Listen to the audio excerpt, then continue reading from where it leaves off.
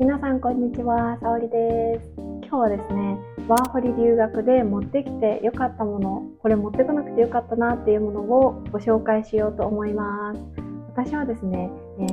ワーホリ最初1年来て、でそのままスポンサービザをもらって、現在はオーストラリアテック企業で会社員をしてるんですけど、今もうシドニー3年目がもう経とうとしてるんですね。でだんだんシドニー生活長くなってきて、まだ3年なんですけど、だいたい生活してると、これ持ってきてよかったなとか、これこっちで買えるなとか分かってきたので、それをね、これから皆さん、オーストラリアのワーホリとか留学考えている方に向けてちょっとご紹介していこうと思います。ぜひね、今後オーストラリアでの生活考えている方は参考になると思うので、ぜひ最後までこの動画をご覧ください。そうですね、まず4つの項目に分けて私が持ってきてよかったものについてご紹介しようと思います。で、最後にですね、これ持ってこなくてもよかったなっていうのをお話しします。まずですね、衛生用品系です。1つ目がスキンケアグッズになります。特にですね、こっちは化粧水がないんですね。なのでモイスチャライザーって言って乳液とかクリームみたいなのはあるんですけど、化粧水をつける文化がないみたいなので、お気に入りのものがある人とか、特に化粧水は多めに持ってくることをおすすめします。無印もあるので買えるんですけど、少し高いのでスーツケースに余裕がある場合はストックも持ってきたらいいんじゃないかなと思います。で、あと日焼け止めですね。こっちでも売ってるんですけど、この日焼け止めって白い T シャツとかにつくともう黄色く変色するんですね。それで私も何枚も白 T をダメにしたんですけど、日本の日焼け止めとかだとそういうのがないので、私は今もね、一時帰国するために大量に日焼け止めを買って帰ってきてます。で、あとは生理用品ですね。やっぱり日本のものは品質がすごく良くって、タンポンを私使ってるんですけど、タンポンもこっちのものだとアプリケーターがついていないので、最初の方はこっちのものを使っていたんですけど、最近はもう日本に帰った時に大量にストックを買って、本当にそれ日本で買ったタンポンを使っています。で、続きまして衣類系になります。で、衣類系はウルトラライトダウンですね。結構折りたためれるので、私はユニクロのウルトラライトダウンを持ってきて重宝しています。オーストラリアの冬って、どれぐらい寒いですかっていうふうに聞かれるんですけど、朝と夜は結構寒くて、やっぱりダウンが必要になるかなと思うので、でもウルトラライトダウンさえあれば、生きていけると思います。日中は、15度とかまで冬でも上がる時があるので、日本の冬よりも全然暖かく過ごせるんじゃないかなと思います。はい、シドニーの場合はですね。はい、あと黒いパンツと黒い T シャツですね、ロン T を私は持ってきたんですけど、それがすごい持ってきてよかったです。っていうのも、最初私はオーストラリアワーホリできた時にカフェでバイトしたんですね。カフェでバイトすると、結構な確率で、黒い T シャツとかパンツとかで、その上にエプロンしたりとか、上だけユニフォームに変えたりとかみたいなのがあるんですけど、本当にこれは持ってきてよかったです。で、私の元ルームメイトもワーホリで来てた時に、その子は持ってきてなくて、でその子に貸してって言われるくらい、やっぱり結構いろんな場所で使えるんで、飲食系で最初バイトしようかなと思ってる方は、黒いロンティー、本当に安いやつなんでもいいので持ってくることをおすすめします。あとヒートテックですね。寒がりじゃない、暑がりだって人はいらないかもしれないんですけど、私は持ってきてすごい良かったです。冬は私は家でもヒートテックを着ています。で、あと、ランニングシューズと、あとスポーツウェア、あと私はバスパンとバスケの T シャツを持ってきたんですけど、これはすごく持ってきてよかったです。というのもシドニーって結構ハイキングに行ったりとか、ランイベントがあったりとか、あとはスポーツ系のコミュニティがいっぱいあるんですね。私も、週に3回ぐらいバスケしてるんですけど、それこそ友達とかでバスパン持ってきてない子とかがいて、他の人からもらってたりとかしたので、好きなスポーツがある人はそのウェアを持ってくると、友達作りに行く時とかにも着やすいし、ランニング外するだけでもすごい気分が上がるので、そういうの持ってくるのをおすすめします。あとお気に入りの可愛い服とか靴、あとサンダルも持ってきてすごい良かったです。私はどっちかっていうと日本の服とか韓国で洋服を買ったりすることが多いんですけど、こっちの服をほぼ正直買ったことないんですね。なのでこっちでも全然買えるんですけど、ワーホリで1年とか留学とかって決めてる場合はいらない服、どうせ1年だからってそれを持ってくるんじゃなくて、やっぱりお出かけする機会とかもあるので、可愛い服とかお気に入りのものこそ持ってきた方がいいんじゃないかなと個人的に思います。で、私はワーホリ自体に就活をしようっていうふうに思っていたので、オフィスカジュアルにもなるような洋服を持ってきておりました。で、それ実際に面接に行ったので、すごいそれを持ってきてよかったなと思います。で、あとは UV カットのパーカーですね。これもユニクロで私は買ったものを持ってきたんですけど、本当に紫外線が強くて半袖で歩いてると本当にもう日差しで暑いし、じりじりしてもう焼けるように痛い。でも本当1枚羽織るだけでちょっと涼しく感じるとかっていうことがあるので、UV カット系の羽織を持ってくるのはすごくおすすめです。で、あとですね、5本指靴下、これは完全に私の個人的な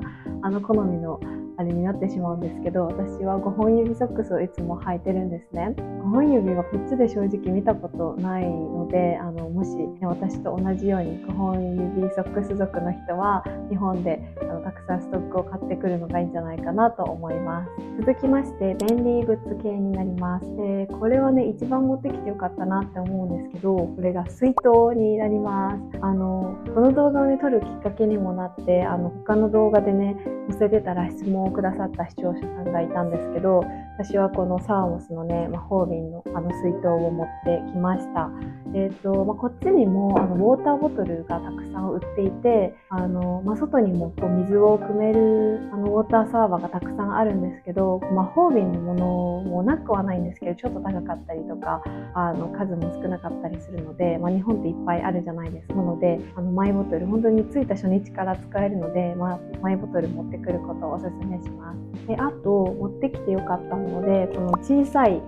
洗濯バサミがついてる、なんていうの、物干しラックっていうんですか。これは3コインズで購入したんですけど、持ってきてよかったです。本当にちょっとした小さいものも干せるのでよかったです。室内干しに使ったりしてました。おすすめです。で、あとは変換プラグですね。日本から何かこう海外対応の家電を持ってくる場合はコンセントの穴をね変換する。オーストラリアは O だったかな、O だったと思うんですけど、私は Amazon で注文して、4個ぐらいかな持ってきました。で、あと南京錠ですね。これも持ってきてよかったです。最初ホステルに滞在したんですけど、そこのロッカー一応南京錠をかけてたのと、あと今住んでるプロパティの地下室にストレージがあるんですけど、そこに今鍵をかけるのに使っています。100均とかで買えるので1個持ってくるの、そんなスペースも取らないし持ってくるのいいんじゃないかなと思います。あと大きめのサブバッグですね。私は持っていきました。スーツケースは1つで来たんですけど、最初結構いろいろ買い出しをして枕とか布団とかも買ったので、そういうものを引っ越す時とかに入れて使える大きめのサブバッグを買ってきたんですけど、それは結構良かったで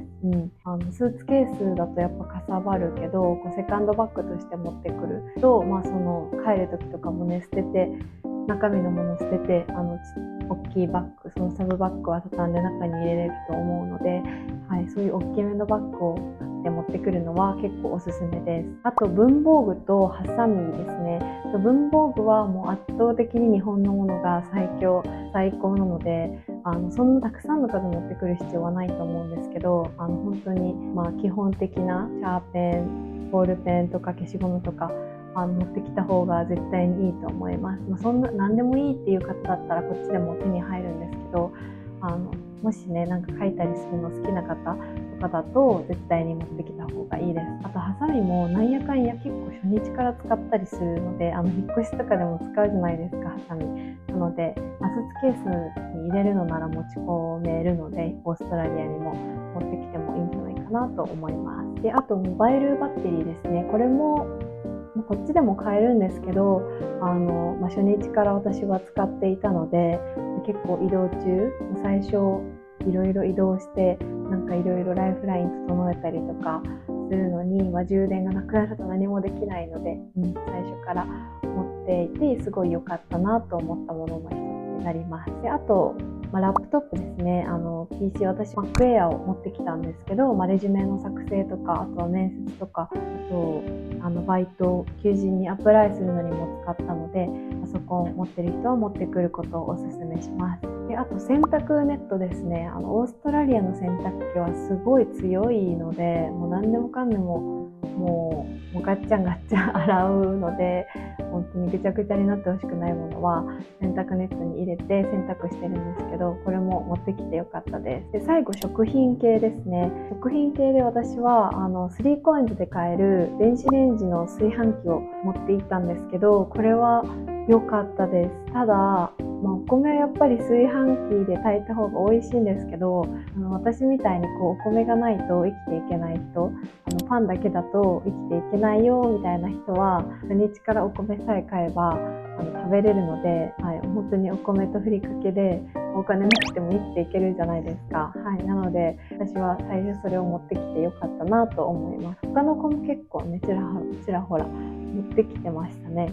であとは混ぜ込みわかめを私は、複数持ってきました。こっちでも買えるんですけど、値段が3倍ぐらいするので、最初ね、そんなに場所も取らないし持ってくるのをおすすめします。それに限らず自分の好きな調味料系とか何でもいいと思うんですけど、あとそれに付随してインスタントの味噌汁、私は長谷園の松茸お吸い物がすごい好きで、それも持ってきました。疲れた時に飲んで、日本の味だってね思い出して頑張るパワーにしていました。以上がですね、持ってきてよかったものをざっと紹介したんですけれども、最後に少しね、これ持ってこなくてもよかったなっていうものを紹介したいと思います。で、一つ目がですね、調味料系になります。醤油とかみりんとか酢とか全部こっちにあるんですね。もちろん日本のブランドのものじゃないとはなってしまうんですけど、全部買えるので、それを持ってくるくらいなら化粧品1個ちょっと多く持ってくるとかの方が私はおすすめです。であとドライヤーですね。私はドライヤーを日本から海外でも使える電圧のものを買って持ってきたんですけど、結構最初に壊れちゃって、こっちでもね本当に安く買えるので、ドライヤーは持ってこなくてよかったかなと思います。であとですね、さっき可愛い服持ってきた方がいいってお話ししたんですけど、オーストラリアって基本カジュアルで、パーティーとかがある時はドレスアップするんですけど、それ以外の時は結構カジュアルなんですね。なのでなんて言うんでしょう、マーメイドスカートとか、そういう日本ので OL で着てたみたいな服は持ってこなくて正解でした。こっちであんまり着る機会がないと思うので、っていうよりはドレッシーな服とか、オフィスカジュアルとかそういう系の可愛い服は持ってくるといいんですけど、そうじゃない場合は持ってこなくてもいいんじゃないかなと思います。いかがでしたでしょうか。ざっとね、私の経験をもとにオーストラリアで持ってきてよかったもの、いらなかったものをご紹介したんですけれども、他にね、経営者の方がもしこの動画を見てくれていたらですね、コメント欄で私これ持ってきてよかったよとか、これいらなかったみたいなことをね教えていただけると、皆さんも大変助けになると思うので、ぜひコメントいただけると嬉しいです。あとですね、それに付随してこれは持っていったとかっていうのも